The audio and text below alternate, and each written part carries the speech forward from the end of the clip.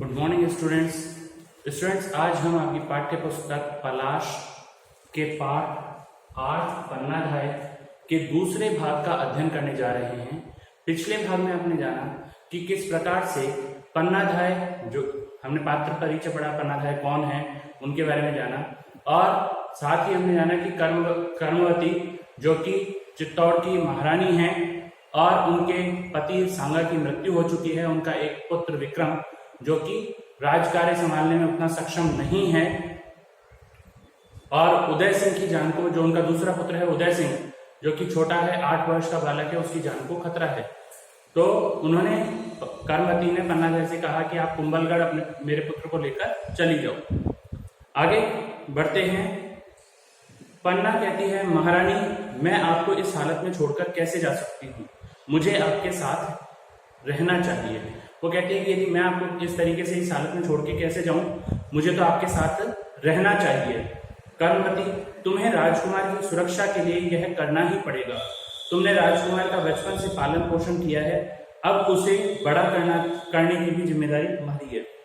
पन्ना धाय वो महिला होती है जो रानी महारानियों के पुत्र को, संतान को संभालती है, उन्हें बचपन में उनका ध्यान रखती है, उनका पालन पोषण करती है, उसे धाय कहा जाता है।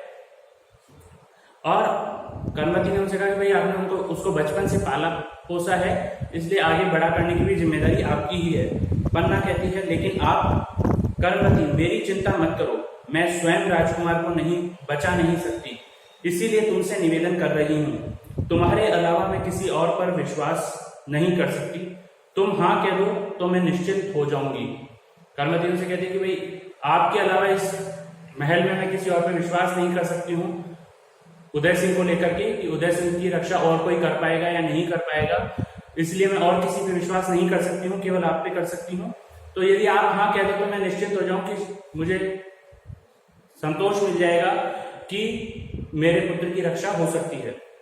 पन्नाधाय कहती है, जैसी आपकी आज्ञा, मुझे क्या करना होगा। कर्मवती कहती है, तुम उदय सिंह और चंदन को लेकर सुरंग से बाहर निकल जाओ, वहां सिपाही ऊंट लेकर खड़े हैं, वे तुम्हें कुंभलगढ़ पहुंचा देंगे। वहां जंगलों के बीच राजकुमार सुरक्षित रहेंगे और बाद में सूचना मिलने पर मेवाड़ आ जाना।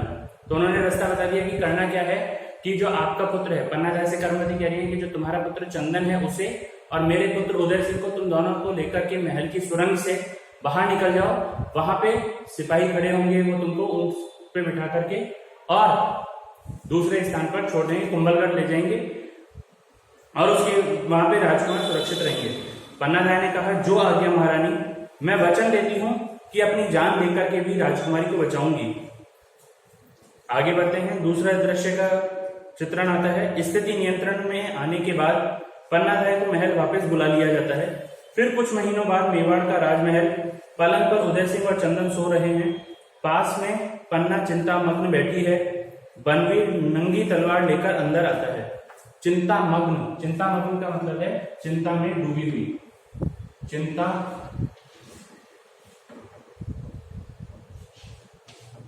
मग्न अर्थात चिंता में डूबी हुई।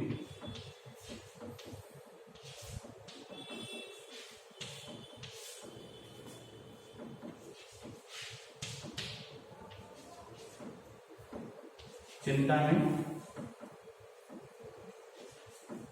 डूबी हुई, चिंता में जो डूबी हुई है उसके लिए चिंतामग्न शब्द का प्रयोग किया गया है। तो जब स्थिति नियंत्रण में आ गई, यानी कि जो बहादुर शाह का डर था वो खत्म हो गया, तो उसके बाद पन्नाधाय वापस महल में आ जाती है। लेकिन उस वक्त वो चिंता में डूबी हुई थी और वहां पर बनवीर जो कि एक सामंत था, वो महल में नंगी तलवार लेकर के, यानी कि तलवार लेकर के मारकाट मचाने के लिए प्रवेश करता है।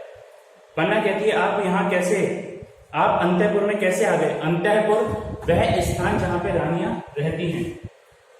अंतःपुर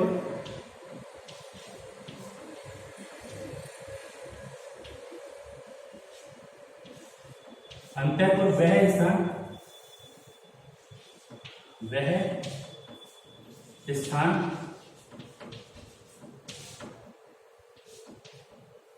जहां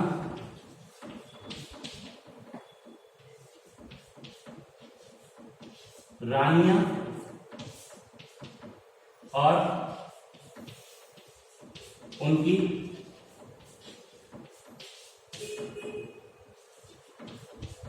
दासियां रहती हैं,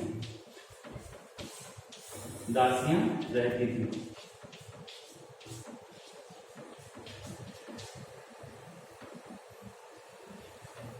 महल का वह भाग जहां पे रानियां और उनकी दासियां रहा करती थी उसे अंतःपुर कहा जाता है। अब जब पन्ना राय बनवीर को वहां पे देखती है तो उनसे पूछती है कि आप यहाँ पे कैसे प्रवेश किया। बनवीर, हा हा हा, मैंने राणा विक्रम को मार दिया है, यानी कि जो महाराज विक्रम है उनको मैंने मार दिया है। अब राजकुमार उदय सिंह को भी खत्म कर दूंगा तो मैं मेवाड़ का राणा बन जाऊंगा। तुम सामने से हटो, मुझे रोकने का साहस अब किसी में नहीं है। तो बनवीर ने अपनी मंशा बताई कि उसने जो वहां के महाराजा थे विक्रम उनको मार दिया है और जो राजकुमार उदय सिंह है उनको भी वो मार देना चाहता है। और वो क्यों मार देना चाहता है? क्योंकि इन दोनों को मार करके वो मेवाड़ का शासक बनना चाहता है। बनना चाहे, हाय आपने राणा जी की हत्या कर डाली, लेकिन इस बालक से क्या बैर? अब वो कहती है कि राणा जी की हत्या कर दी। उनको आश्चर्य हुआ और वो पूछ रही है कि भाई इस बालक से, जो ये उदय सिंह है, इस बालक से आपका क्या बैर अर्थात दुश्मनी, इस बालक से क्या बैर है अर्थात शत्रुता या दुश्मनी। इस बालक से आपकी क्या शत्रुता है? अब तो आप राजा हैं, आपको इस छोटे से बालक से क्या डर? इसको मारकर आपको क्या मिलेगा? पन्नादार से कह रही है कि आप राजा बन ही चुके हैं, विक्रम को मार दिया तो आप राजा बन ही चुके हैं, तो इस बालक से 8 वर्ष के छोटे से बालक से आपको किस चीज का डर है? बनवीर, यह जीवित रहेगा तो मेरे लिए खतरा बना रहेगा, और तुम्हें क्या परेशानी है? मैं तुम्हें कुछ नहीं करूंगा, तुम महल में काम कर सकती हो, नहीं तो तुम अपनी जान बचाकर यहाँ से जा सकती हो। अब पन्ना राय ने तो पूछा कि भाई इसको क्यों मारना चाहते हैं? तो बनवीर ने उसे जवाब दिया कि उसे इसलिए मारना चाहते हैं कि यदि वो भविष्य में जीवित रहा तो वो बनवीर के लिए खतरा बन सकता है, इसलिए बनवीर उसे मारना चाहता है। और उसने पन्ना राय से भी कहा कि भाई मैं तुम्हें नहीं मारूंगा, केवल उदय सिंह को ही मारूंगा। पन्ना कहती है, मैंने राजकुमार को बचपन से अपने पुत्र की तरह पाला है, ये भी मेरे बेटे की समान है। मैंने रानी कर्मवती को आश्वासन दिया है, आश्वासन अर्थात सांत्वना दी है, भरोसा दिलाया है, आश्वासन अर्थात भरोसा दिलाया है कि जीते जी राजकुमार पर कोई आंच न आने दूंगी। तो उसने बताया कि भाई मैं जो ये राजकुमार है इनकी रक्षा करूंगी, और मैंने राजकुमारी कर्मवती, जो कि कर्मवती यहाँ की रानी थी पहले, उन्हें आश्वासन, आश्वासन अर्थात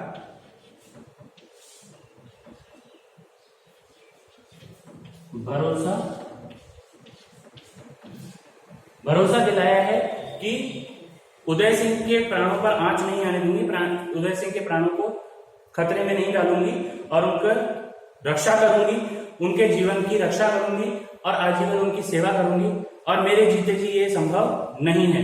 इस प्रकार से पन्ना राय और बनवीर के बीच में चर्चा चल रही थी। आज के लिए इतना ही। गृह कार्य के रूप में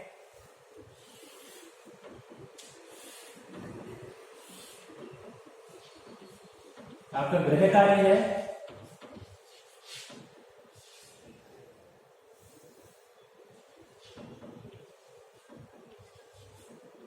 उदय सिंह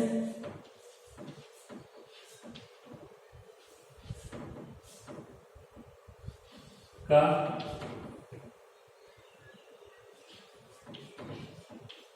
जीवन परिचय,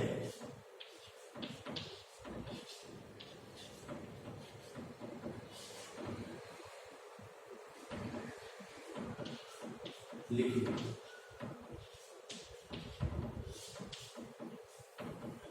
उदय सिंह, जो कि इसमें बार बार नाम आया है, जिन्होंने उदयपुर बसाया, इनका आपको जीवन परिचय लिखना है कि उनका जीवन किस प्रकार रहा, उनके पिता कौन थे, उनकी माता कौन थी, उनकी संतान कौन थी, और उन्होंने कितने वर्ष शासन किया, किस प्रकार से शासन किया, और साथ ही उनका अकबर से भी सामना हुआ था, जो मुगल सम्राट अकबर है उनसे भी उनका सामना हुआ था। तो वो सारे वृत्तांत आपको लिखने हैं।